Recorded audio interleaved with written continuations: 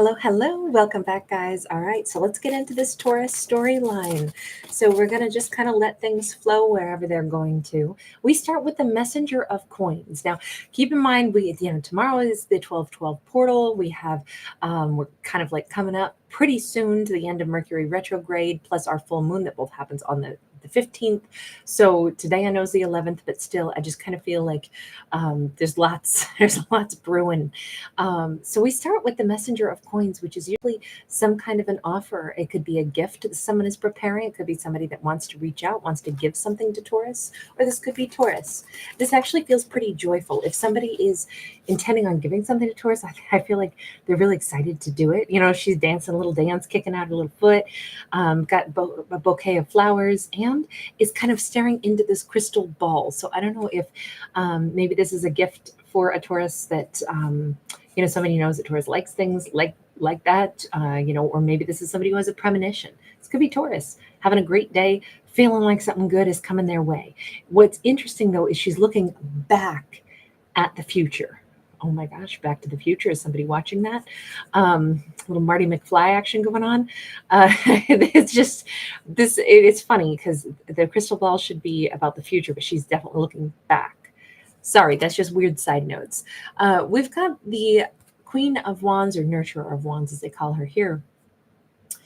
And she is sideways. We've got this phoenix rising from the ashes. I feel like there is this excitement brewing that a message is coming through, a message is about to be sent. Somebody is really excited to give something, I think, to a Taurus, even though they have no clue how it's going to be received. I mean, maybe it'll open up a new chapter. Maybe this will be the phoenix that rises from the ashes. Like a relationship could begin again, or Taurus could, be really happy to hear from them, or is Taurus going to give them the stink eye and tell them to get the hell on out of there? I don't know. She looks formidable. Now, this is somebody I'm going to say Taurus has been warm in the past, because Taurus is coming up right now as a Queen of Wands. But it's a shared energy. Like, I almost think whomever this could be a sister or something also. It's just these two could almost be related in the imagery, like right down to like their styles of, there's something like just like their own unique flair and flavor to the way they dress and stuff. So I'm almost thinking this could be the energy of siblings. It doesn't have to be, we don't really know just yet, but there's some truthful conversation that needs to happen, maybe on both sides, so these two can hug it out, cry it out. You notice all the amethyst crystals, that's all about the healing, the higher vibration. But then we have the dragonfly dagger coming in, and that's about, taking action to actually create that healing vibe. I almost think that this is a desire between Taurus and another person, but somebody's got to get the ball rolling. And that's what this is. I feel like this has been a long held rift between two people. And this is, for whatever reason, this is a time to heal that rift. Maybe both people feel the same way. 10 of Wands in the reverse definitely could be family related, family oriented. I didn't think of it as mother and child initially, but that could be the case as well. Maybe between, a mother and child, Taurus and their child, or Taurus's mother and themselves. Or somebody could just have a child. Maybe there was an argument or a rift that occurred because of an argument over, like parenting and stuff. The other way I could interpret this is this talks about old inner child wounds that maybe led to discord between Taurus and another person. And it's those things that, it's like they want to air those things out. Let me get more specific here and say, where is Taurus at in all of this? Like, what's Taurus's vibe in this? Okay, 4 of Pentacles, 8 of Swords, 3 of Wands. So Taurus is definitely one who wants to move on into the future, but they have been stuck and holding on and even holding back. Now we shift, and this may not have anything to do with family as in like siblings and, parent-child relationships, because we do distinctly have a marriage here. We have a feminine in, a wedding dress holding on to a dude that is being dangled here by the bank. There is some kind of energy where I asked about Taurus specifically, and right now it says Taurus has had to basically like hold on tightly to things in their life this could either be Taurus had felt really stuck for a period of time as it pertained to like always in a struggle with somebody to like, hey, you know, I'm your partner. Why are you being stingy? Or I'm your partner. Why are we not like building something better together? It feels like there was a lot of stagnation. Taurus definitely wants to move beyond stagnation of the past. Um, but I do feel like this has been a kind of some bitter contention between Taurus and another person. Maybe it was about whether or not they were going to marry this person, or maybe this is between, you know, characters that were already in a high level commitment. But regardless, it's like what I really want is just, oh, can we not do this anymore? Can we not do the stuck energy? Can we not do the routine? Can I not have to like either fight or bargain? I don't know. I feel like there's a lot of stubborn energy here. And maybe on Taurus's part also, there's definitely a lot of stubborn energy, and it really stalled out dialogue. I almost feel like Taurus was dealing with somebody that was very hard to talk to. And it almost like Taurus would have to corner them to even get a conversation going, which doesn't feel good. Then you feel like you're a big old bridezilla, even if you're not. You're just trying to have conversation. But if somebody else is not gonna like allow words to flow, it could be like talking to a brick wall. All I can say is Taurus doesn't want any more of that vibe. No more. I can't do that kind of, you know, stagnation and intensity. Hi everyone. So great to see you. So glad you guys are here. Lynn and Tamara C. So great to catch you, honey. All right, let's see. What about them? Tell me about this other person. All I can see right now is that there's a strong desire to heal things at the moment. Okay, so we have someone who seems to be pretty detached. Whoever this is that Taurus has dealt with, they could be a water sign, doesn't have to be, but they seem to be pretty detached from their emotions. The Palace of Cups should be our house of emotions. And when it's in the reverse, this is somebody that is either emotionally stunted or literally can just stand there while somebody cries and is just like, let me know when you're done. Like, you know, they don't like react. Wow, Five of Swords. Yikes. Okay, so not only was this person, I'm sorry to paint them as a villain, but I don't pick the cards.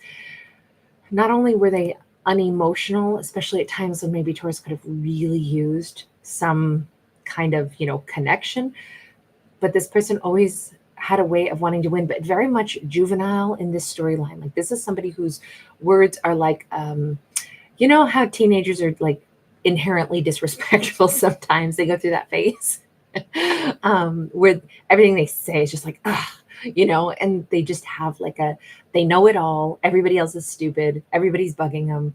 You know, I'm sorry, but we have a teenager standing here on this card. And so maybe this is between, you know, parent and child, but maybe this is looking at it from, maybe it's like a stepchild or something. Maybe the complication here was Taurus was trying to deal with somebody else's child or something along those lines. I don't think so, though. I think that this is one storyline about an immature person that Taurus was dealing with. I do feel like, unfortunately, on their side of things, they look pretty impossible to deal with. Yet they think Taurus is their one and only. Taurus is their seahorse. Seahorses mate for life. Taurus is the only person they want. It's just this person out of all the world, the only person they want is Taurus, but they have this weird, like, I don't have to treat Taurus with respect because they're my person. And, you know, so I've already got them.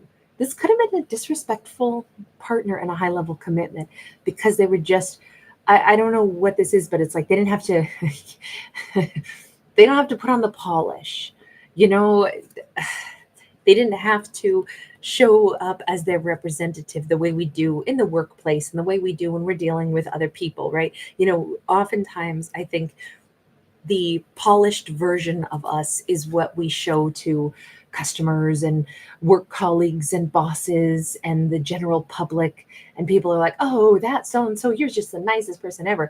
And the spouse or the boyfriend or girlfriend would be like, you should see how they behave when it's just the two of us, because they ain't so polite, you know, like they're on their best little choir girl, choir boy behavior in front of everybody else, but they let it all hang out when I'm around. They're not giving me that level of attention and, you know, decorum.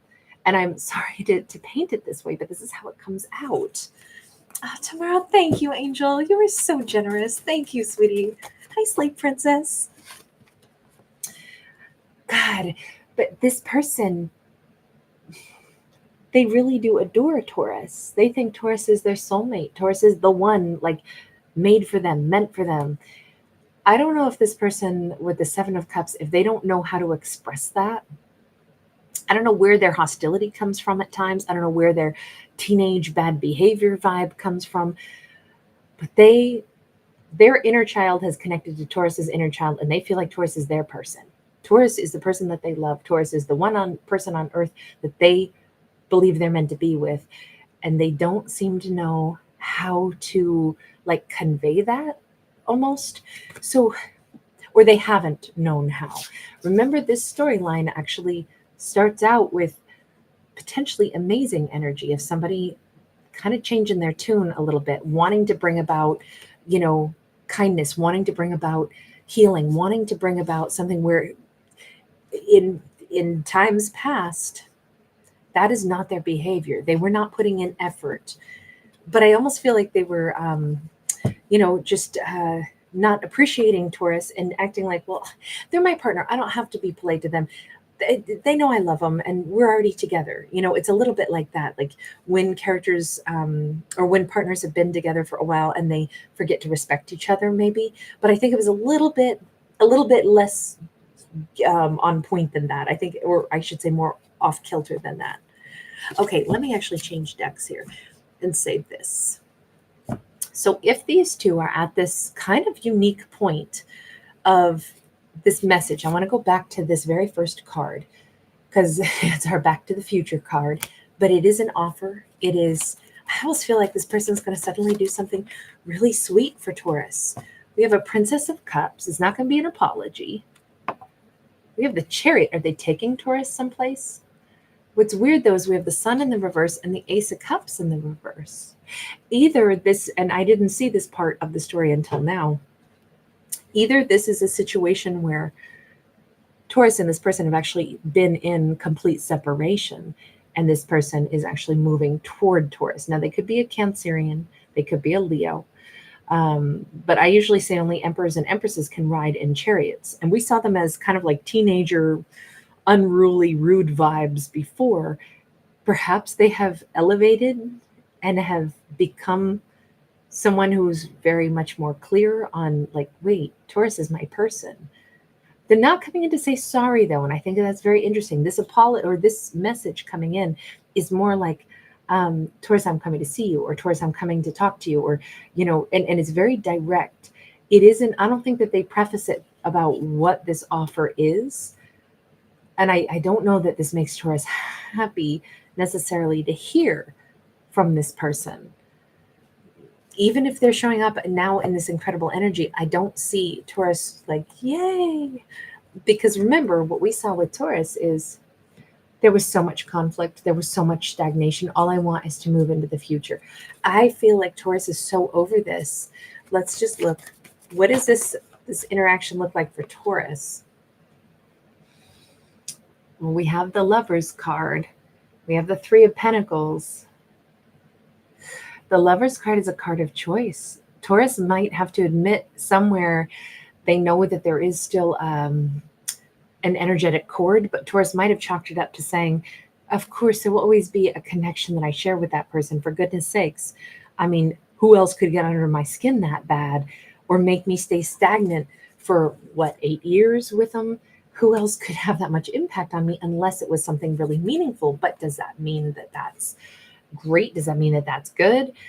No, but I mean, maybe there's still a bond, but hey, I was intending on meeting somebody else. Maybe I'm going for a Gemini instead of a Cancerian next time. If anything, my assumption is that person who I see is kind of like a teenager, they still have a lot of personal work to do. I'm sure that even if I still care about them, I don't know that it doesn't mean I'm like, oh yay, I can't wait to give you my cup of love because you're showing up. You're sending me this message, sending me this offer to say that you'd like to come and see me. I don't see Taurus as instantly being thrilled, but I can't say that they don't still have a connection to this person because I think that they know that they do. What does this person really want What do you want with Taurus? The Two of Wands, the Nine of Swords. Well, they're pretty nervous, actually. I almost feel like they were so certain, right? I'm coming forward. I'm coming forward. I'm going to talk to Taurus. But then it's like, oh, now it feels a little bit wobbly. I kind of expected a better reaction from Taurus. Now I'm pretty nervous because I don't know what's Taurus going to say. So now I'm not sure exactly how to proceed. The Two of Wands talks about the two different, routes to take. But that doesn't answer my question. What do you want from Taurus? The Strength card, I'm too scared to say what I want from Taurus. That Strength card's sideways. Come on, spit it out. I want Taurus to love me. We have a Prince of Cups. Okay, so here's the thing. This particular Prince of Cups is Cupid or Eros. And in Greek mythology, he can be more associated with like the honeymoon phase of love and even infatuation, not necessarily staying power. Now, remember, we already saw that Knight of Cups over here as well. So we see it, them, Prince of Cups, Knight of Cups, same card. We see them still saying, oh, Taurus is my person though. Oh yeah, I might have been super rude in the past and unemotional, but I love them. But it seems like what they really want is for Taurus to be like head over heels in that giddy, passionate, fiery, like exciting, melt into my arms kind of thing. It's like they've had this romantic idea that they were going to have this plan. I'm going to come forward to Taurus. I'm going to reach out to them. They're going to be really happy to hear from me. And we are going to somehow, Taurus is going to get swept up in the same vibe that I'm swept up in, which is, damn, Taurus is my person. Like, what is making them have this epiphany? Because I'm still confused. Why did they act like kind of a butt in the past, and now they're so happy, fluffy? Four of Cups can be illusions, can be missed opportunities, can be boredom. I'm thinking I'm thinking that they're feeling like they missed out on an opportunity, a really big one with Taurus. This, with this Ace of Wands, remember we already said there really isn't anybody else on earth that this person wants. We already saw that. There isn't anybody else. I almost feel like this person's not even attracted to other people. Not the way they are to Taurus. Like there's something really deep and really important, and they actually know it, but they've been so kind of just behaving however they wanted in the past, and rude and kind of disrespectful and super immature.